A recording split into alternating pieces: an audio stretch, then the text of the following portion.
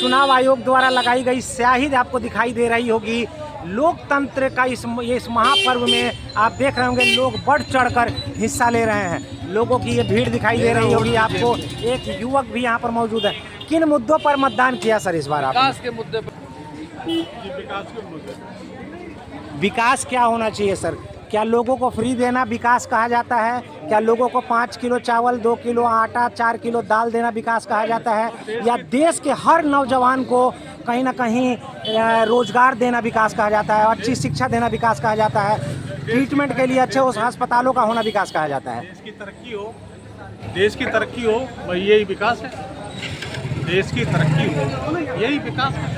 कुछ राजनीतिक पार्टियां जब भी हमारे देश में, चाहे वो विधानसभा का चुनाव हो, चाहे लोकसभा का चुनाव हो, या कोई क्षेत्रीय चुनाव हो, पंचायत का चुनाव हो, जब भी कोई चुनाव आता है तो देश की राजनीतिक पार्टियां कहीं ना कहीं फ्री की स्कीम लेकर आ जाती है। इस पर क्या कहेंगे सर आप?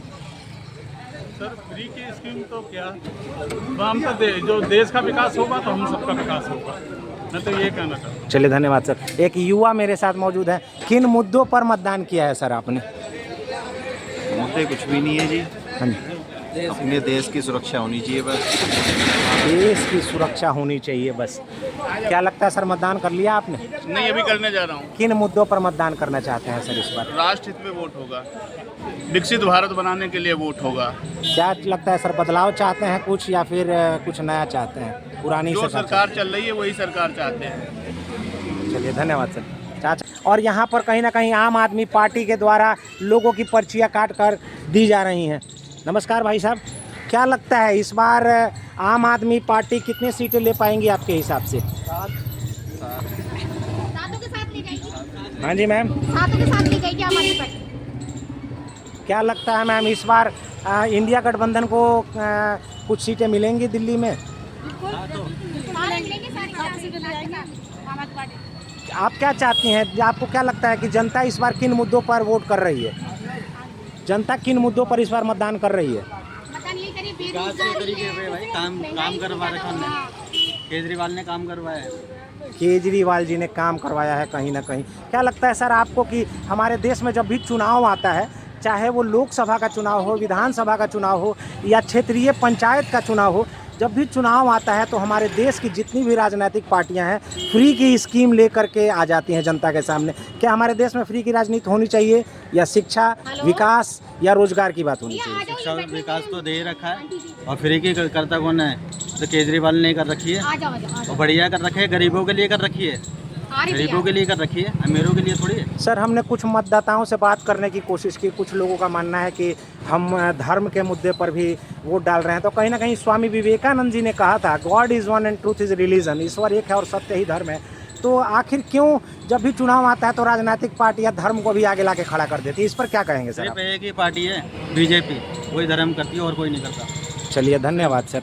तो देखा है आपने तेजस इंडिया हिंदी न्यूज़ के कैमरे पर लोगों की क्या सोच है। नमस्कार सर, वोटिंग कर दी सर आपने? एक बार उंगली दिखा दीजिए सर आप।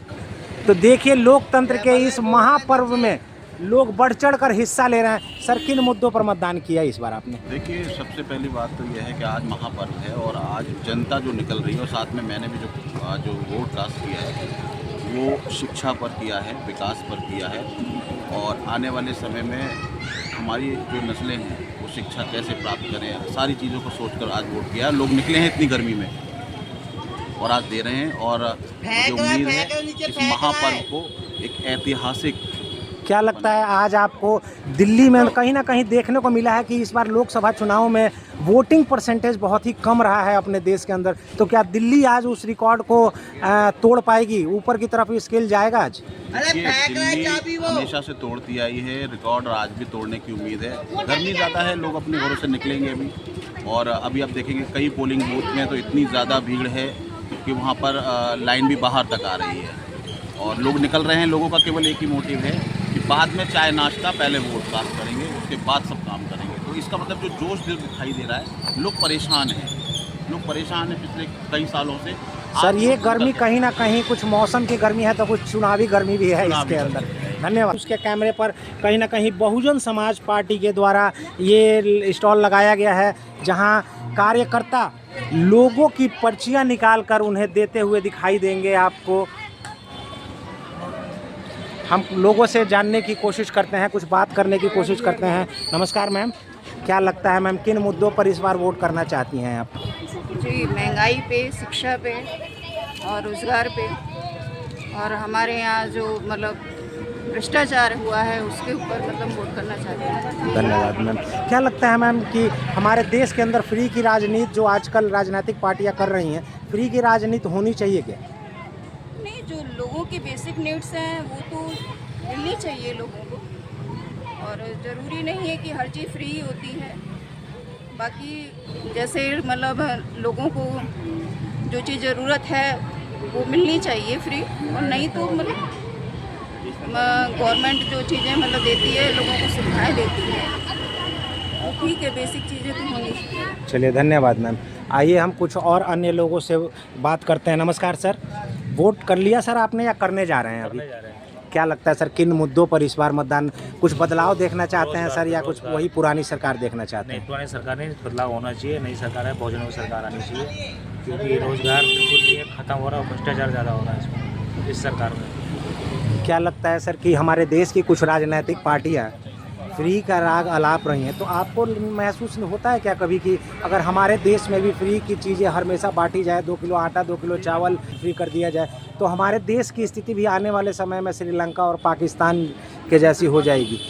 फ्री तो बिल्कुल नहीं होना चाहिए। रोजगार हो जाए, रोजगार होगा तो हम खुद ही ले सकते हैं हर चीज़ को। जब रोजगार ही नहीं रहेगा तो हम फ्री के मतलब एक तरीके ना, ये नशे की तरह हमें फ्री का लालच देके अपनी तोड़ खींच लेंगे, हम कुछ कर नहीं पाएंगे। आने वाला भविष्य हमारे बच्चों का खराब हो जाएगा।